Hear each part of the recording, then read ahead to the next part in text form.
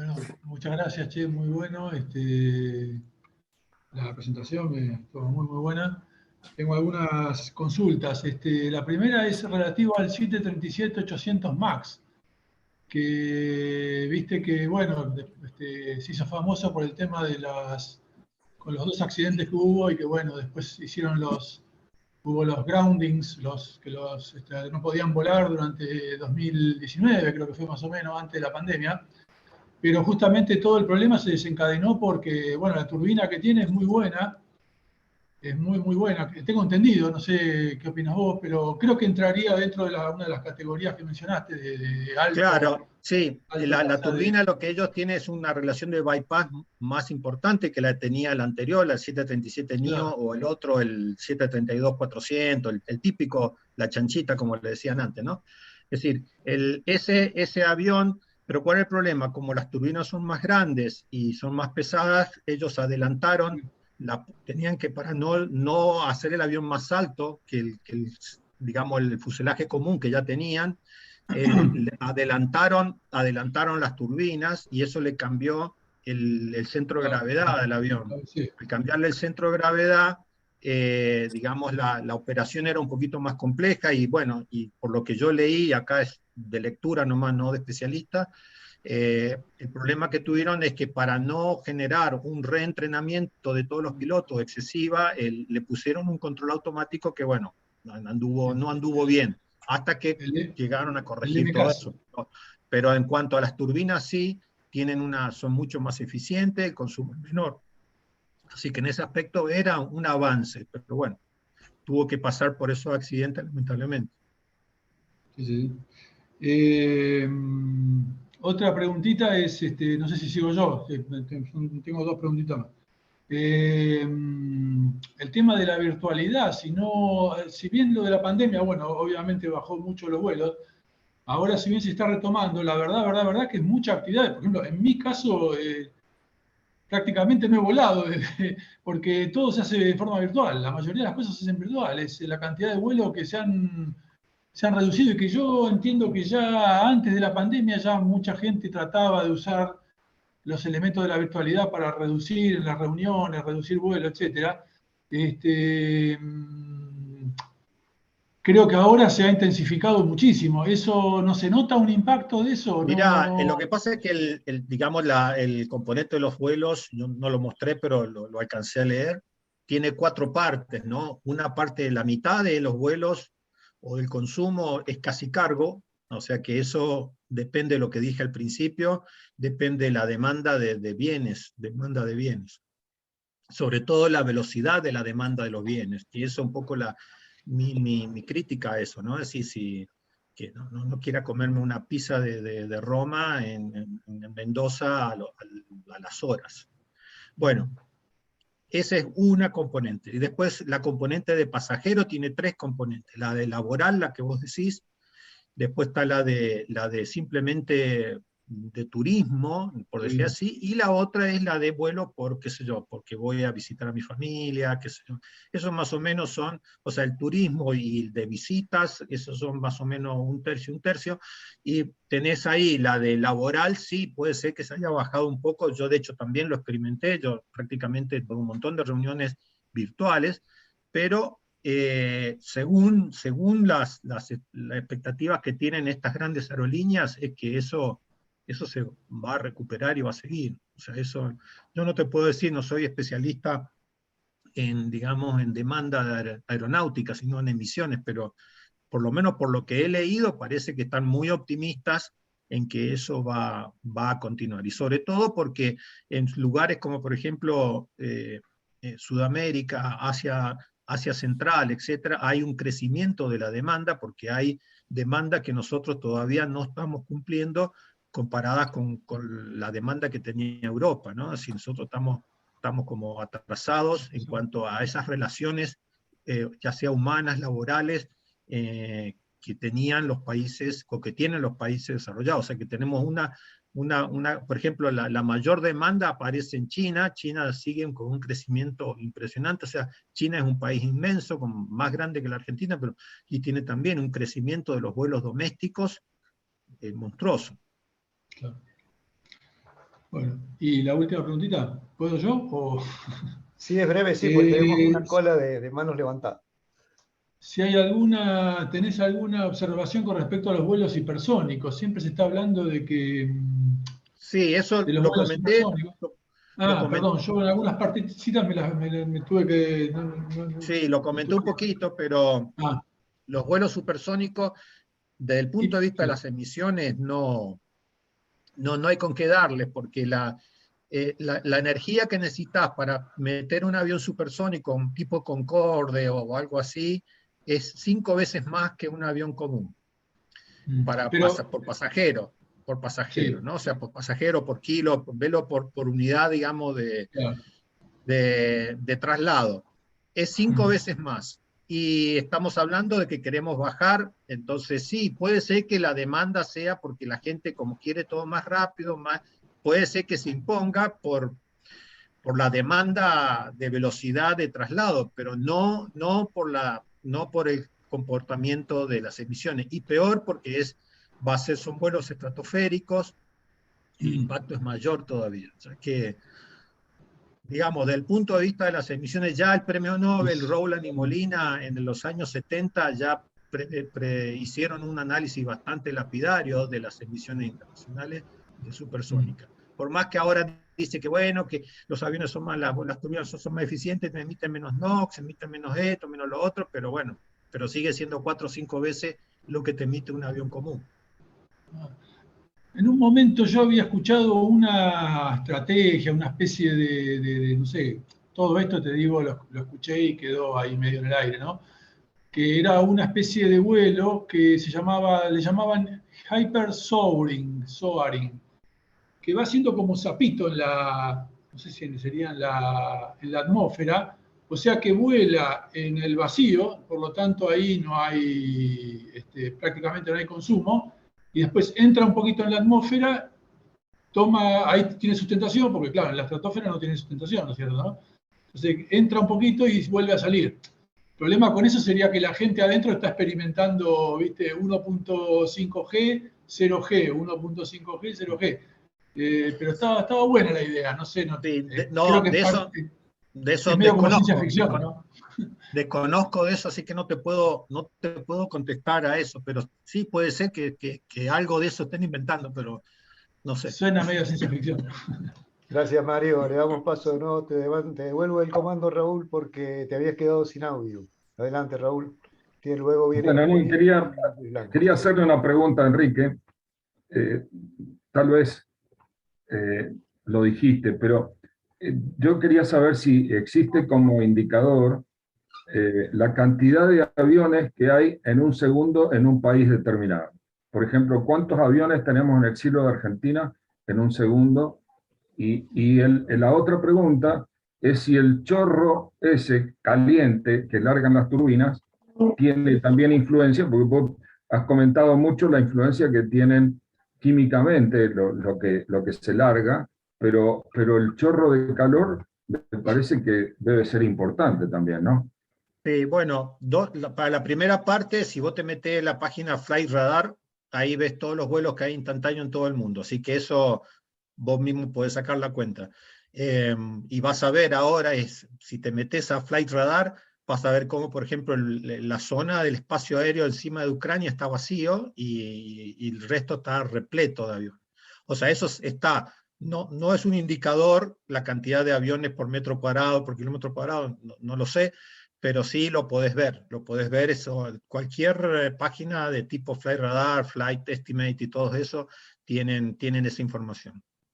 Bien. Después lo del chorro caliente, sí, o sea, el calor, independientemente si lo genero con hidrógeno, lo genero con SAF o con queroseno, genera NOx, los óxidos de nitrógeno, y esos Claro. óxidos, o sea, el aire caliente, o sea, el calor en presencia de oxígeno, de aire, produce óxido de nitrógeno, y el óxido de nitrógeno a esa altura te genera toda una reacción con el ozono y el vapor de agua, o sea que esa es la cadena que yo comenté al principio, esa cadena química que sí, tiene un efecto importante.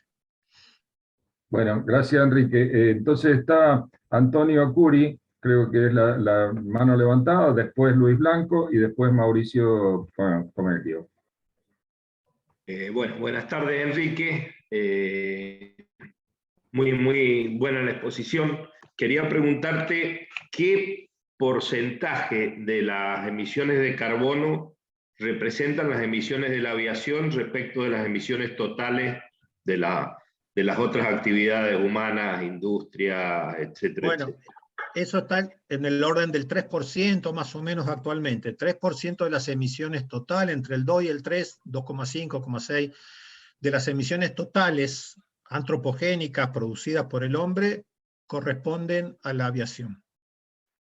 Excelente. Bueno, muchas gracias. Era una duda y entonces no sería tan incidente, digamos. O es incidente, pero no sería tan incidente. Sí, o sea, el tema es que es la velocidad de crecimiento, no es la derivada del problema, el que está Claro. creciendo mucho. O sea, en pocos años vamos a llegar al 5 fácil. Pero Perfecto. bueno. Bien, gracias. Bueno, sigue Luis Blanco. Hola Enrique, felicitaciones, ¿cómo te va? Muy linda charla, muy interesante y muy didáctica. La pregunta mía es, porque atento a los datos que ha ido brindando, veo que está faltando evaluar la influencia de los viajes espaciales, los lanzamientos de satélite, bueno, toda la actividad aeroespacial que me imagino que tiene un nivel de contaminación también importante. Y también el uso de digamos, la aviación militar, que ya sea por digamos, pruebas, prácticas y guerras, están permanentemente emitiendo, ¿no? Sí, bueno, sí, yo por eso el tema era estaba enfocado en la aviación civil, que es la que realmente produce la mayor cantidad. Los aviones, los cohetes, digamos, qué sé yo, los ensayos de SpaceX, de la NASA, de la Agencia Espacial Europea, bueno, eso no lo tengo estimado, no lo he calculado, no estaba en el objetivo de este estudio, pero sí, obviamente también impactan, pero bueno. Y después respecto de la aviación militar, bueno, en Argentina te diría que es casi nula, así que ni me preocupo. Y después en otros países es un elemento relativamente desconocido, es decir, no hay información, no hay estadísticas serias que te puedan decir, mira, hay 5 C-107 Global Master que está yendo de Estados Unidos a Ucrania. No, esa información no la tenés. Entonces, Seguro. solamente podés llegar a estimarla muy groseramente, en función del Producto Bruto, cosas así, qué sé yo, si se invierte el 2,5 del Producto Bruto de un país en actividad militar, tanto es de aviación, bueno, podés sacar, para sacar números llegás, pero no está esa información, así que aparte tampoco no era mi objetivo estudiar lo sé. la aviación militar, sino aviación civil. Sí, perfecto. Bueno, sigue Mauricio y después Griselda. ¿Qué tal, ingeniero? Buenas tardes. Muy buena charla, me gustó mucho. Une una parte que me gusta mucho, que es la aviación, con otra parte de cada vez más interés, como es el tema del estudio de la atmósfera y las consecuencias de la actividad humana. Una pregunta es que aproximadamente en el 2013, 2014 se empezó a ver un cambio de tendencia en el mercado de la aviación, que fue el cambiar, que usted lo mencionó en una parte y mostró un cuadro de comparación, el cambiar los aviones, los cuatrijet, como eran el A380 y el 747, empezar a cambiarlo por cuestiones de mantenimiento, y las aerolíneas adujeron también cuestiones medioambientales por vuelos o aviones como el 777 o el A350 o el 330. En esa época el 350 todavía no estaba desarrollado.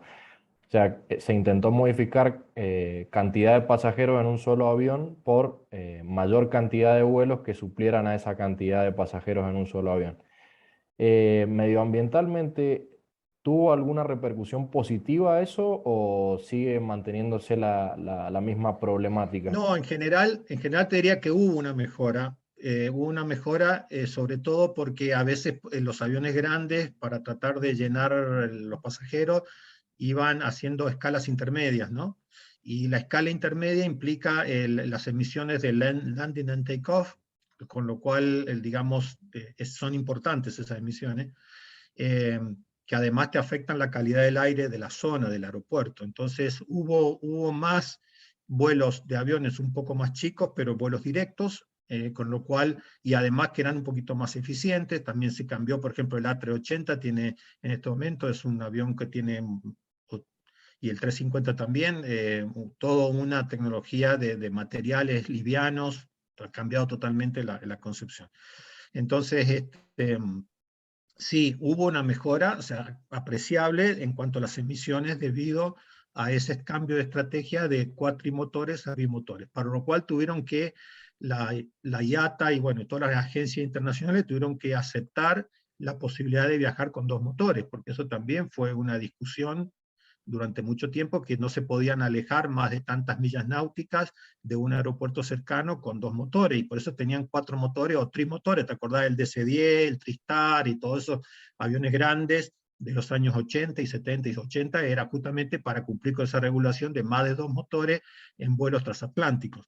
Bueno, después esa regulación, debido a la cantidad de vuelos seguros, se quitó, y ahora tienen vuelos con dos turbinas. Pero sí, hubo una mejora, el hecho de 2 turbinas que eran más eficientes y aviones un poco más chicos. ¿Sí? Perfecto. Muchas gracias. Bueno, Griselda, adelante. Sí, buenas tardes. Gracias por darme la palabra. Espere que bajo la mano. Excelente, me encantó la charla, la conferencia, Enrique. Tengo una pregunta y algunos comentarios. La pregunta es, a mí me preocupa el tema de la doble contabilidad de las emisiones de CO2, ¿no?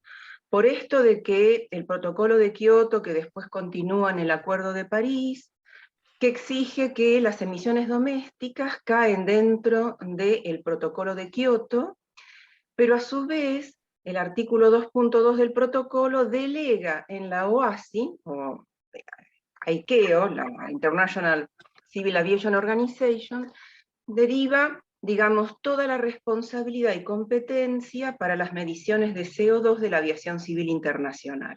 Y ahí es donde aparece el programa CORSIA. Entonces, yo he estado leyendo los reports que hace el Ministerio de Ambiente y Desarrollo Sostenible. El report que hace, ¿a quién? A la OASI no, porque este tema de dividir las emisiones en domésticas para estar reguladas por el Convenio de Cambio Climático y las internacionales para estar reguladas por la OASI, genera también distintos organismos que intervienen, ¿no?, para reportar. Y en el caso del protocolo de Kioto es el Ministerio de Medio Ambiente, y en el caso de ICAO con el programa CORSIA es la ANAC.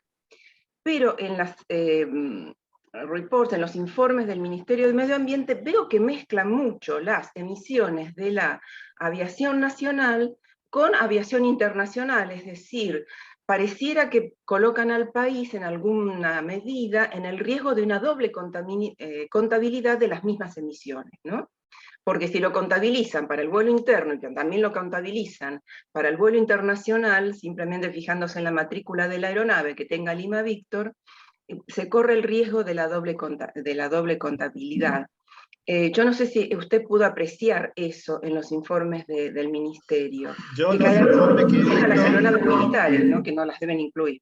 Sí, yo el informe que he visto es, por ejemplo, un informe de Aerolíneas Argentina al Ministerio, donde hace un plan justamente donde explica cuáles eran las propuestas de mejoras, tanto en aeropuertos como en justamente la compra de los aviones nuevos y todo lo demás. Y en general vi que esa información estaba dividida desde el punto de vista domésticos e internacionales, si bien está reportada a la misma agencia, pero divide internacionales y domésticos.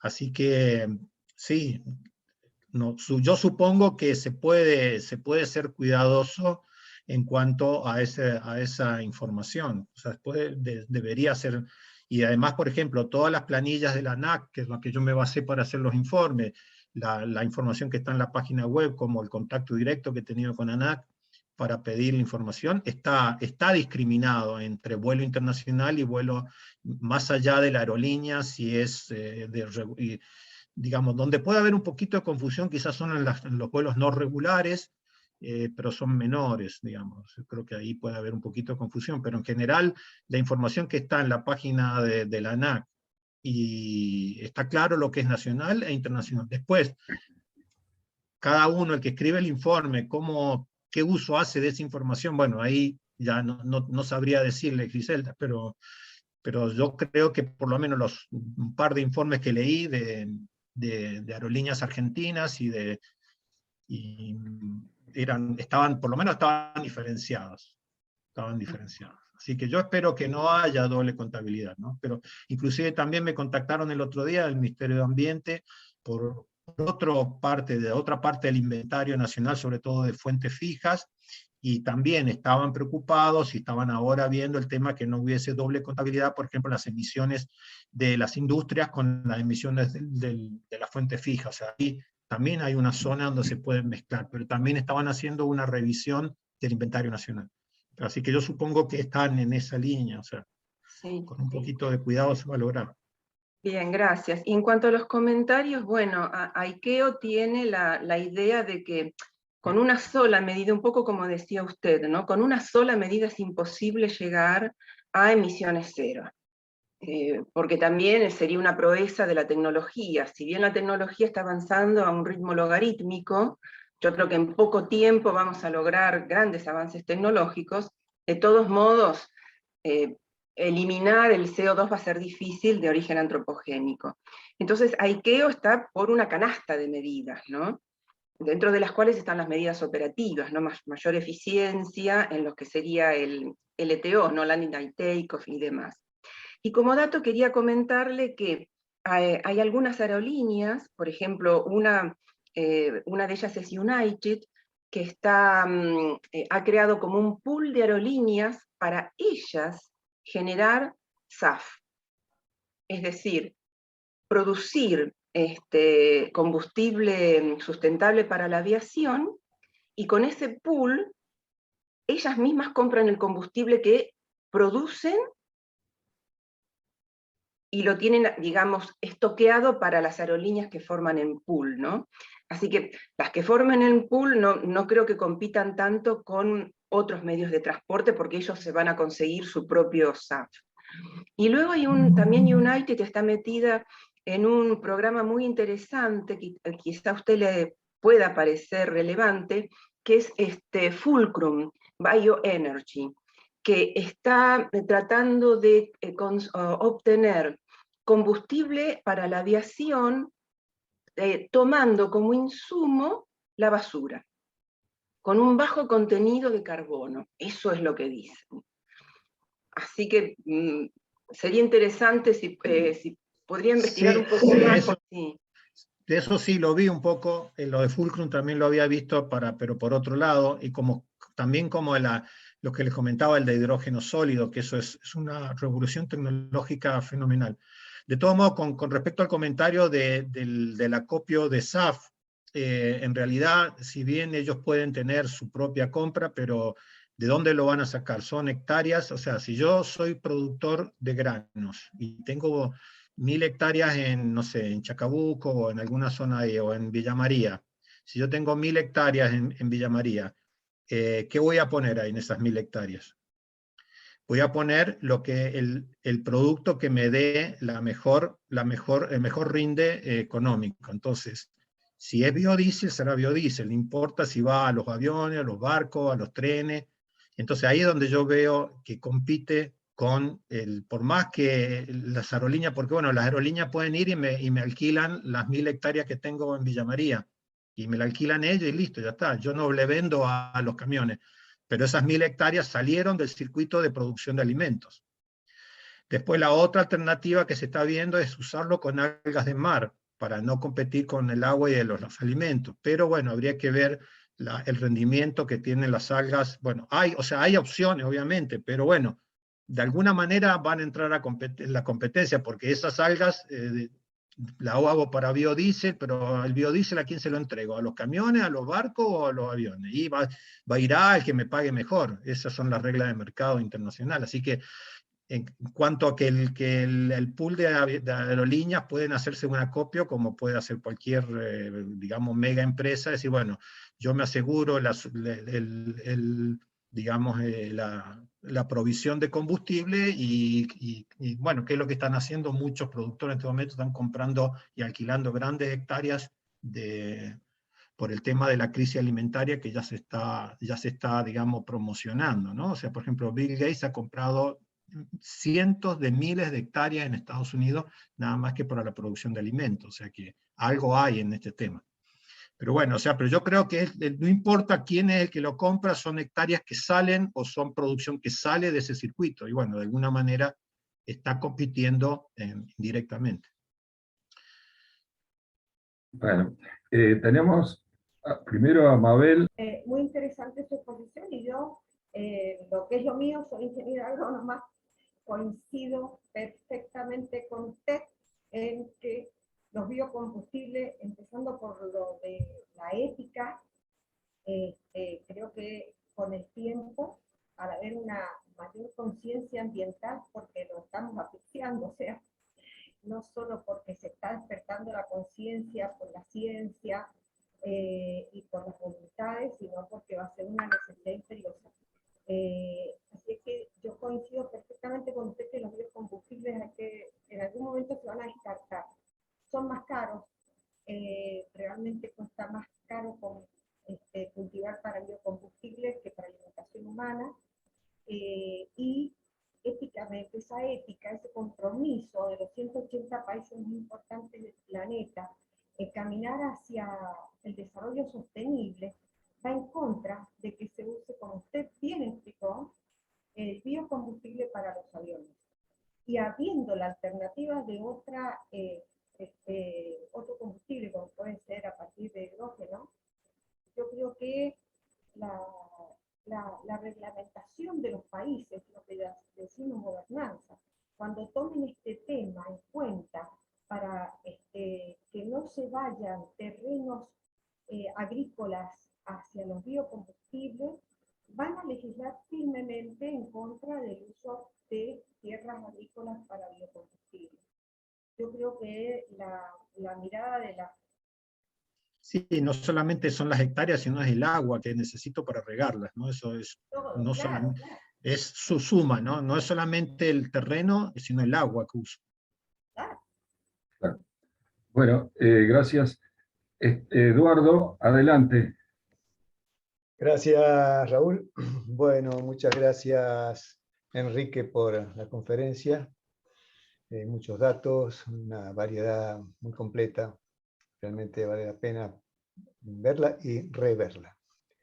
En realidad, más que pregunta, lo que yo tengo para pedirte es una opinión, porque veo algunas situaciones contradictorias que se producen dentro del mismo, bueno, dentro del concierto de las corrientes ambientalistas, algunas bien informadas, con tan buena intención y calidad de datos como la que vos acabas de brindarnos, y otras que a lo mejor tengo mis dudas. Porque, por ejemplo, cuando tenemos que fabricar aviones más eficientes con materiales más livianos, se va a requerir una suerte de mezcla, aleaciones de metales, etc. Y por otro lado veo que hay una fuerte campaña antiminera, y entonces es como que hay una contradicción muy, muy evidente allí. ¿Qué opinión tenés vos? No es que te pida una respuesta concreta. ¿Qué opinás contra ese tipo de cosas? Como por ejemplo, bueno, la gente que se opone al fracking, y ahora en pocos días hemos tenido una crisis con el gasoil, todo el mundo está de los pelos porque no hay gasoil. Pero dentro de toda esa gente que protesta, hay gente que seguramente dijo no al fracking. Entonces, ¿me entendés cuál es el sentido de la pregunta? Si es que la puedes dar, Sí, digamos. a mí me ha tocado participar en algunos de los debates de la minería, y por eso te entiendo, porque esa misma argumentación me ha tocado escucharla y discutirla. Es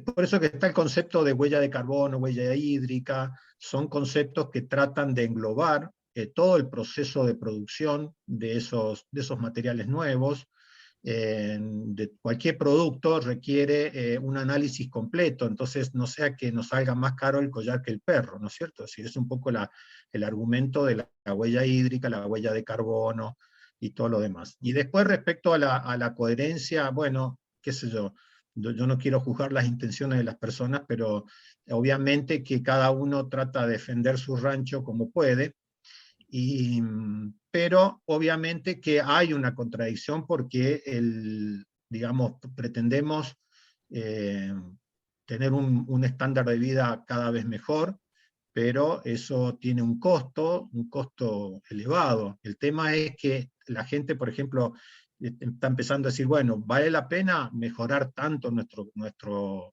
estilo de vida a costa de qué? Ese es un poco el argumento del otro grupo, ¿no? Es decir, bueno, voy a renunciar a un aumento de mi bienestar para generar una estabilización ambiental del planeta. Yo me acuerdo en una discusión en Estados Unidos, en una conferencia, había un profesor de Estados Unidos que decía, bueno, qué sé yo, que los países desarrollados tienen que bajar su tasa de natalidad, de población, bla, bla, bla, bla, bla, bla.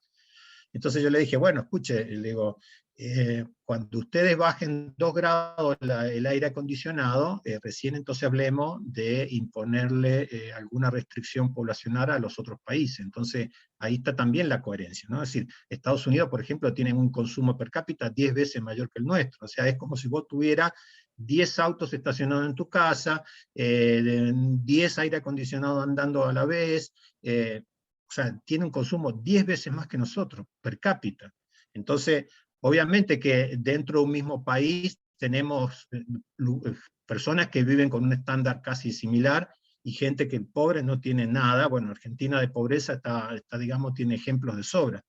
Pero en el fondo también, por lo menos estos grupos medio quizás salidos fuera de foco en cuanto, como vos decís, que se oponen a la minería y después quieren tener un celular de última moda, pero de alguna manera nos interpelan en el sentido de decir, bueno, ¿no será que estamos queriendo tener un sistema, un estándar de vida no compatible, digamos? Yo interpreto digamos, su crítica de ese punto de vista, ¿no? Casi de un punto de vista ético, es decir, bueno, ¿no será que estamos tratando de tener un estándar de vida demasiado alto? Bueno, no sé, son preguntas que obviamente cada uno las responde con su propio estilo de vida, ¿no? Claro, ahora que hacen 2 grados acá en Mendoza, todos tenemos la estufa prendida, incluido, yo me incluyo.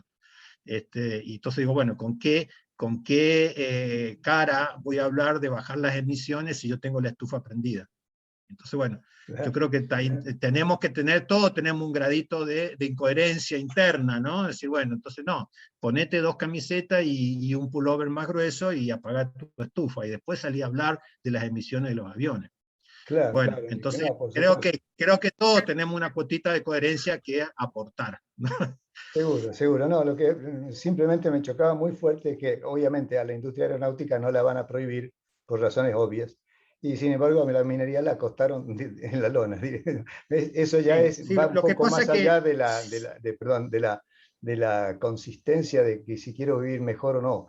Creo que va un poco fuera de foco, como vos acabas de decir. Pero la industria aeronáutica lo que tiene es que mueve trillones. Estamos hablando de una escala económica que es un orden de magnitud por encima de otros sectores. Eso es lo que hace que ellos van a encontrar un camino para zafar, porque de alguna manera, si lo vemos en términos puramente económicos, y si dividiéramos la cantidad de emisiones por la producción, por el GDP que producen, capaz que no están tan mal ellos comparados quizás con otra actividad que no produce tanto y es menos emisora, pero por unidad digamos, de unidad económica, probablemente está mucho peor que la aviación. Entonces, eso hace que la aviación, porque mueve, imagínate, mueve no solamente los aviones, mueve la industria aeronáutica, mueve los aeropuertos, hasta los taxis que van a buscar a los pasajeros al aeropuerto. Entonces, es una industria trillonaria, que decir, no vamos a usar más aviones,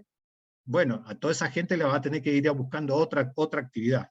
Entonces, claro, eso también hay que ser sincero con uno mismo, decir, bueno, mi enfoque sí es ambiental, pero vos cortás esa actividad, supongamos que le metemos una bomba a todos los aviones y no vuelan más aviones. No, ¿Qué no, haces con toda esa gente?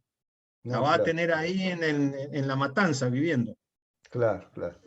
No, sí, es cuestión de revisión, evidentemente. Bueno, porque la minería también data desde la edad del bronce y bueno, ha traído mucho progreso. Bueno, pero no nos vamos Claro. a salir tanto del tema. Gracias, Enrique. Un Dale, abrazo. dale, dale. Un abrazo. Gracias a vos. Bueno, Bueno, Enrique, muchas gracias por la exposición, muy interesante. Es un tema que yo desconozco completamente y me ha resultado muy útil escucharte. En este desconocimiento te quiero hacer una pregunta que puede parecer descolocada y en ese caso, bueno, decime no me la respondes y listo, pero el tema, los dirigibles, ¿tienen algún tipo de viabilidad o algo? Uno no ve en los aeropuertos dirigibles, evidentemente no deben ser económicos o a lo mejor el tema del tiempo, digamos, de la velocidad de desplazamiento sea una limitante grande, o pero por ejemplo, por eso si hay alguna viabilidad y con respecto al tema de emisiones, ¿eso cambiaría mucho el tema de frente a los aviones comunes? Mirá, te voy a responder con otra cosa, pero tiene que ver. Por ejemplo, en la industria naviera de los barcos hay un comeback, digamos, a las velas. Es decir, ya se están diseñando barcos gigantescos, digamos, de tipo más grandes que los Panamax y todo eso de contenedores, en donde tienen propulsión a viento, o sea, con velas automatizadas, o sea, ya no van a tener que ir, que suban la vela, bajen la vela, sino va a ser todo automático, porque se va a aprovechar en momentos en donde hay un buen viento, el barco va a funcionar con las velas y los motores funcionarán cuando hay calma, qué sé yo, bueno. Entonces, yo creo que el tema de los dirigibles, el tema es que necesita un volumen muy grande para levantar poco peso. Entonces, el tema es más que nada eso, es el tema de la relación peso útil, digamos, payload, el payload que necesitas para el tamaño del dirigible, ¿no? Entonces, ahí está un poco, y además, por supuesto, competiría no con el avión, el dirigible estaría compitiendo con el barco, en todo caso, digamos, por las velocidades de traslado. Entonces, y el barco, por eso te contesté con lo del barco. Para los barcos sí se prevé, como te digo, grandes barcos con velas y con propulsión eléctrica. Ahí no tenés la restricción de peso, de baterías y todo lo demás. El barco es mucho más flexible, con lo cual yo veo una buena opción que pasemos parte de la carga que llevan los aviones a los barcos, sobre todo toda aquella carga que no requiere, como dije al principio, no requiere. ¿Para qué quiero tener un repuesto al día siguiente si lo puedo tener la semana que viene? Si va a quedar en el taller y no lo voy a usar en los próximos 10 días. Entonces yo creo que ahí hay una buena opción de bajar las emisiones de la aviación si tan solo hiciéramos un mejor manejo de la carga, por ejemplo, de la carga. Es decir, en vez de mandar todo por avión, hoy en día la carga de avión ha crecido muchísimo. Y hay veces que son productos que tienen que estar muy embalados, mucho volumen, etcétera, que realmente es casi hasta ridículo que mandarlo por avión. Entonces, y en cambio dejemos por avión aquellas cosas que de urgencia, como puede ser medicamentos, cosas así, que realmente requieren de una llegada inmediata. Pero bueno, es así. Hoy en día todo lo queremos ya. no hay más preguntas en este momento, así que de mi parte, nada más, y les deseo muy buen fin de semana y Bueno, que pasen muy bien.